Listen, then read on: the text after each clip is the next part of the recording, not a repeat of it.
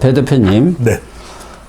최근에 나온 여론조사 결과도 뭐 예상했던 대로 윤석열 대통령 그리고 한동훈 대표 국민의힘에 대해서 그렇게 썩 좋은 결과는 안 나왔네요. 예.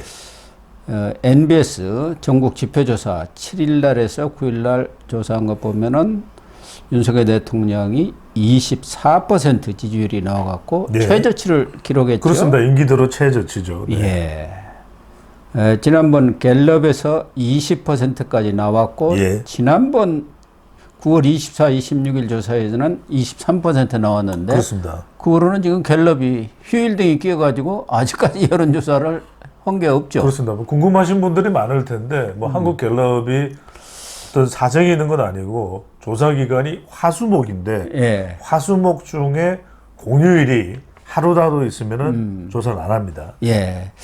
그런데 이 MBS 여론조사 결과에서는 서울의 경우 18% 지지율 뿐이 안 나왔어요. 참 서울이 1000만인데 그렇습니다. 18% 뿐이 안 나왔고. 이거 짧게만 좀 말씀을 드리고 가면 좋을 것 같은데 왜 중요하냐면 여러분들이 뭐 서울이 뭐 서울도 밀렸던 거 아닌가 이렇게 생각하실 텐데 그렇지가 않습니다. 왜냐하면 수도권은 인천 경기는 민주당이 상당히 강세였습니다. 근데 예.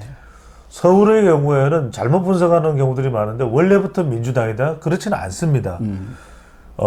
이명박 정부 때 2008년 기억나실 것입니다. 그때 총선 때는 서울을 싹쓸이를 했어요. 예. 그러니까 그만큼 서울은 집권 여당도 얼마든지 의석수를 차지할 수 있는 곳이거든요. 근데 예. 서울이 왜 중요하냐면 젊은 세대들이 경기도로 많이 빠져나가면서 그래도 서울은 보수 성향의 기반이 될 수 있다. 또 지난 대선 때 윤석열 대통령이 서울에서 한 30만 표 이겼거든요. 예. 그것 때문에 0.73%포인트 승리가 가능했던 겁니다. 예. 경기도는 적고 그럼에도 불구하고 서울은 부동산 정책이나 윤석열 정부에 대한 기대감이 상당히 있는 곳이었어요. 그런데 MBS 여론조사 결과 대통령의 지지율이 18%다. 서울마저도 기대감이 끊기고 있다. 그러니까 이게 심각한 겁니다. 특히 40대는 원래 뭐 윤석열 예. 대통령 지지가 아니고 야당 측 지지했습니다만 지지율이 9%가 나왔고 20대, 30대, 50대 다 10%대 이렇게 지지율이 나온 것도 정말 좀 특이. 그렇죠. 이 부분도 짧게 말씀드리면은 뭐 뻔한 이야기입니다만 40대는 그동안 이제 연령상으로도 민주당을 지지해왔죠. 근데 예. 이 말씀을 꼭 드리고 싶은 게 뭐냐면 지금 60대가 더 이상 무조건 보수가 아닙니다. 그 이유가 이른바 386 세대가 지금 60대가 됐거든요. 예. 그러니까 40대를 그래도 관리해야 되는 이유가 뭐냐. 40대를 그냥 손 놓고 있으면 안 됩니다. 왜냐면 이들이 50대 되고 60대 될 거 아닙니까? 이제 100세 시대이기 때문에 40대가 완전히 민주당 성향으로 변해버리면 앞으로 희망이 없어져요. 보수 쪽은. 예. 그래서 저는 중요한 게 40대도 관리를 해야 됩니다. 부동산 정책이나 어떻게 하면 40대의 여성들의 경력 단절이나 교육이나 아이들 이런 부분들이 좀 정책적으로 마련돼야 되거든요. 의료도 중요하고. 네. 그러니까 이게 손 놓고 있으면은 많은 분들이 생각할 때, 에이, 우리에게는 뭐 60대, 70대 이상이 있지 않냐. 천만의 말씀입니다. 그러면 지금 40대가 2032년이 되면은 50대가 되거든요. 그럼 어떡할 겁니까? 완전히 속철 없어지게 되는 거죠. 그러나 이 국민의힘에 대한 조사 결과 여론조사 공정이라든가 이런 데서 보면은 국민의힘은 또 지지율이 상승을 했어요. 그렇죠. 예. 예. 그래서 일각에서는 윤석열 대통령 지지율은 떨어지지만 국민의힘 지지율이 상승한 것은 디커플링 현상 아니냐. 맞습니다. 예.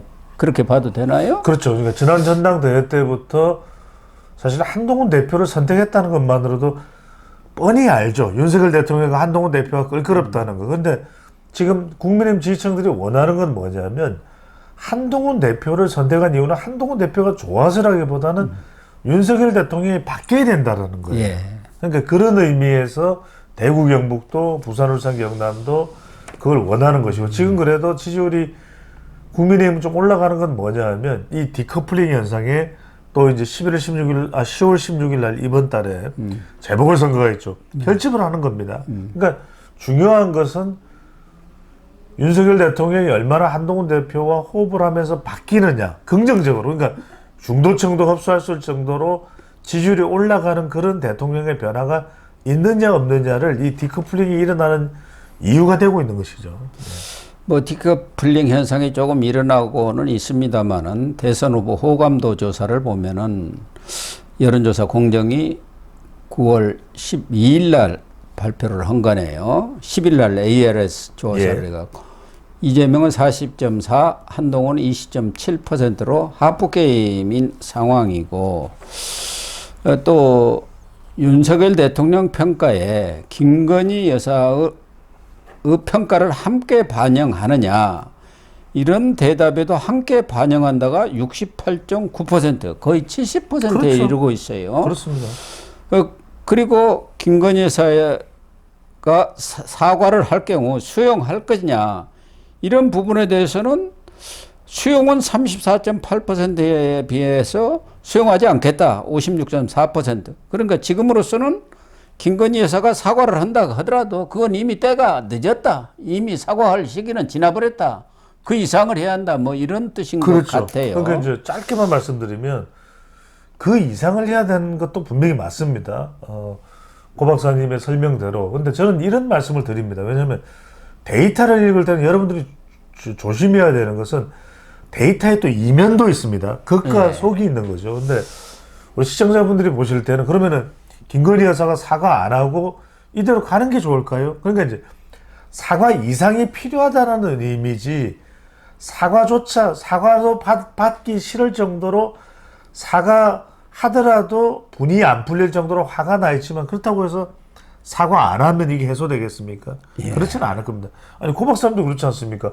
정말 화가 나면 야, 나 사과해도 안 받아줄 거야. 그렇지만 상대방이 사과하면 그래도 조금 마음이 변하지 않습니까? 이게요, 우리가 어려울 것 같아서 다 인지상정입니다, 여러분들. 그래서 이런 여론의 핵심은 자칫 오해를 하면 안 됩니다. 에이, 사과해도 안 받아주잖아. 그러니까 우리 사과 안 할래요. 이렇게 해서는 안 되고, 사과는 당연히 해야 되는 것이고, 그러면 그 이상 뭐가 필요하냐. 이걸 이제 고민을 해야 되는 것이죠. 결국 그 고민의 지점은 윤석열 대통령이 11일 날 동남아 순방을 마치고 지금 귀국을 했지 않습니까? 예. 지난번 출국 때는 한동훈 대표가 부산 금정구청장 지원 유세 때문에 공항에 나오지를 않았습니다만은 어제는 공항에 나갔어요. 나갔지만 했어요. 뭐 싸늘했습니다. 간단히 싸늘한 분위기였던 것 같아요. 결국은 지금 언론 보도 등을 보면은 16일 날 재보선이 끝난 뒤에 독대를 하는 쪽으로 이렇게 의견이 모아진 것 같은데 지금 한동훈 대표가 그동안 현재의 아까 그 여론조사에 나온 대로 김건희 여사의 사과 정도로 끝날 일이 아니고 김 여사의 활동 자제를 그렇죠. 요청을 사실상 한 거고 맞습니다. 또 하나 지금 가장 도이치모터스, 논란이 되고 있는 또 관심이 되고 있는 도이치모터스 주가 조작 사건을 어떻게 납득한 처리할 설명. 거냐. 그렇죠. 국민 눈높이에 맞게 납득한 결정을 해야 할 거라는 건 사실상 기소를 해야 한다는 주장이나 다름없단 말. 이런 지금 어떻게 보면 강경 드라이브를 용산과 대통령측한테 걸고 있는 그런 상황 아닙니까? 그렇죠. 이런 문제가 과연 윤 대통령과 한동훈 대표 간의 독대에서 풀려 나갈 것인가가 중요한 거 아니겠습니까? 맞습니다. 그러니까 이제 지금 고 박사님 말씀대로 풀려 나가야 됩니다. 나가야 되는데 제가 걱정이 되는 게 뭐냐면은 마중을 나왔으면 보통 그래도 한동훈 대표가 나온 사람들 중에서 한 두 번째로 악수를 합니다. 그러면은 지금 왜 재보궐선거를 앞두고 이렇게까지 김건희 여사 이슈가 나오냐면 지금 명태균, 김대남 다 김건희 여사와 관련돼 있지 않습니까? 여하튼 간에. 그러면 그 분노를 해소하지 않고는 이 여당 지지층들이 투표소를 안 가요. 내가 왜 가? 내가 화가 나고 짜증나는데. 근데 저는 이게 있습니다. 이렇게 그러니까 공항에서 악수를 할 때도 그렇지 않습니까? 조금 더 이야기를 나누고 뭐 긴 시간을 이야기를 할 수는 없습니다. 하지만 그래도 웬만히 나오면서 어깨를 두들겨 준다든지 그러면 지금 선거가 있는데 포옹이라도 한번 한다든지 그냥 정치적으로요. 뭐 서로 감정이 어떤지 모르겠습니다만 근데 그냥 악수하고 싸늘해요. 그럴 생각이 없다는 것 아니겠습니까? 그러니까 저도 이런 악수하는 태도를 보면 국민들이 다 지켜보고 있거든요. 더군다나 지금 한강 작가가 노벨 문학상 타는 바람에 순방도 지금 소개도 안 돼요. 그럴 때 오히려 좀 뉴스를 만들 수도 있거든요. 윤석열 대통령 한동훈 대표를 꽉 껴안아주면서 뭐 결집을 강조해. 근데 그런 게 전혀 없었어요. 아니 그러니까 지난번 한국경제 그 장관 기념식 때는 윤석열 대통령하고 여야 뭐 대표들 옆자리 했는데 한동훈 대표 자리를 저리 치우라고 해서 한동훈 대표가 안 가버린 정도가 됐지 않습니까? 그러니까요. 그래서 중요한 것은 이번 독대 당연히 해야죠. 뭐 친윤에서까지도 독대가 필요하다는 얘기가 나오고 있고 또 일각에서는 한동훈 대표 이러한 강공 드라이브에 대해서 여권 분열이 가져올 그런 치명적인 결과를 잊었느냐. 그럼요. 과거 탄핵을 잊었느냐. 그런 또 친윤적인 목소리도 있습니다만은 어떻습니까? 지금 어떻게 보면 벼랑 끝 대치를 하고 있는데 맞습니다. 거기서 벼랑 끝 대치에 어떤 반전의 화합 카드가 나올 건지 아니면은 진짜 결렬로 갈 건지 어떻게 봅니까? 지금 가장 중요한 것은 김건희 여사의 문제 아닙니까? 그렇죠, 그렇죠. 국민들도 사과 정도는 안 맞습니다. 되겠다 그 얘기 아닙니까? 그래 기대하기로는 그러니까 이거는 저는 제가 그냥 관찰하고 또 분석한 대로 말씀을 드리는 겁니다. 당연히 기대를 하고 있죠. 화합을 통해서 윤한 협력이 이루어지고 윤한 전쟁이 아니라 그래서 김건희 여사 관련된 부분도 꼬인 또 전국 또 여러 가지 현안들이 많습니다. 지금 뭐 한두 가지가 아니고 의료계도 아직 해소가 안 돼 있고요. 이런 것들에 대해서 여당의 대표에게도 좀 권한을 넘겨주고 그동안 껄끄러웠던 게 있다면 한순간에 정말 눈 녹듯이 사라지게 만드는 그런 역할들을 했으면 제가 짧게만 하나 말씀드릴게요. 무슨 말씀이냐면 저도 이거 전해 들은 이야기인데 아주 잘 알고 있는 분으로부터 전해 들었습니다. 예전에 YS 기억나지 않습니까? 예. YS의 보좌관이 김무성이거든요. 예. 그러니까 YS는 사람을 어떻게 키워주느냐.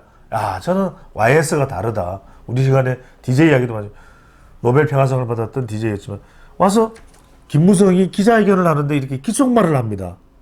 그러니까 또 김무성에게 YS가 기속말을 하거든요. 그러니까 이제 사람들이 다들 뭐야? 김무성이 정말 최측근이구만 이러면서 난리가 난 거예요. 근데 YS한테 물어봅니다. 혹시 무슨 말? 내가 그걸 가르쳐 주나? 내가 안 가르쳐 준다. 중요한 말이 돼. 이렇게 이야기를 한 겁니다. 그래서 제가 나중에 이 상황을 잘 아는 분한테 그때 무슨 귓속말이 오고 간지 물어봤더니 김무성이가 그랬답니다. 이건 제가 들은 이야기입니다. 김무성 대표가 YS 대통령한테 아이고 이 좀 춥지 않습니까? 이게 날씨가 그 YS가 귓속말로 문 닫으래 그랬답니다.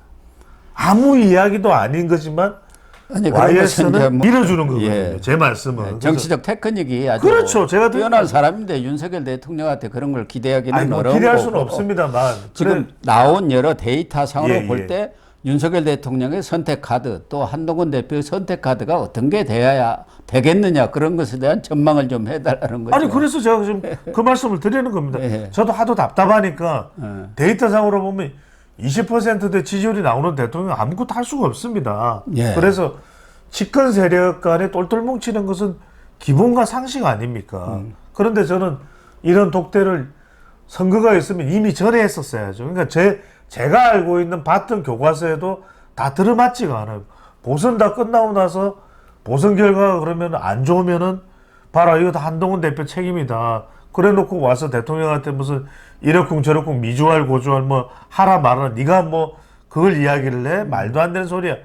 저는 그래서 당위적으로는 100번 1000번 결합을 하고 협력을 해야 되지만 제가 지켜보고 지금 관찰하는 그런 예상으로는 저는 그런 쉬운 어떤 기대하는 예상대로의 상황이 나올 것 같지는 않습니다. 그럼 결렬로 간다고 보는 건가요? 중요한 것은 김건희 여사의 문제 아니겠습니까? 그렇죠. 지금 김건희 특검도 있고 또 대통령 쪽에서 독대로 돌아선 것은 지난 4일에 있었던 그 국회에서 표결에서 4표나 이탈표가 나왔기 때문에 앞으로 4표만 더 나오면 뭐 거부권이 거부되는 그런 상황이 되고 있고 거기다가 지금 국민들도 특검 뭐 60, 70%가 특검해야 한다는 그런 주장들이 데이터상에 다 나오고 있는 것 아닙니까? 거기에서 또 한동훈 대표는 사과 정도 갖고는 이미 지났다.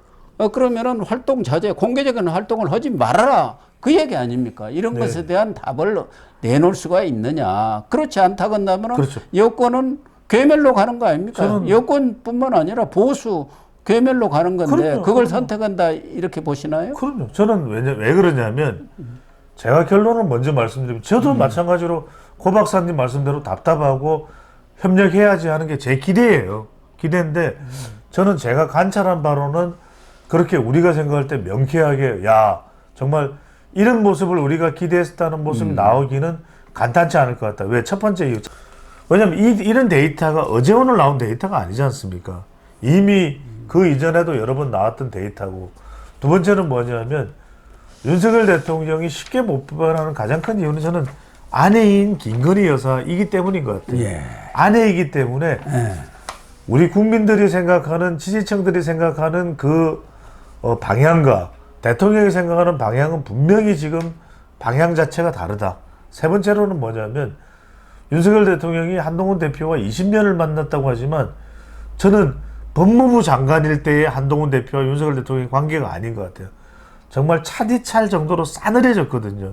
그럼 이건 저는 독대 요청을 수락한 이유는 워낙 지금 대통령도 여러 궁지에 몰려있기 때문에 만나는 것이지 뭔가 문제 해결을 위해서 만나려고 하는 것 같지는 않다. 왜냐하면 문제 해결을 하려면 의료계에 대해서도 지금 만나기 전이라도 한동훈 대표 아이디어대로 여야 의정협의체 한번 주도적으로 해봐라. 내가 정권을 한동훈 대표에게 실어주겠다. 이럴 수도 있는 거 아니겠습니까? 이번에 뭐 만나서도 할 수도 있는 거 아니에요? 그런데 또 하나 제가 하나의 증거를 제시하면 뭐냐면 의료기획과 관련된 중요한 간담회가 열렸는데 지금 핵심 인물은 누구입니까? 조규용 장관, 의료계에서 박민수 차관 이야기를 하고 있지 않습니까? 그런데 워낙 비판이 쏟아지니까 누굴 내보내냐면 정상윤 시민사회 수석을 내보내요.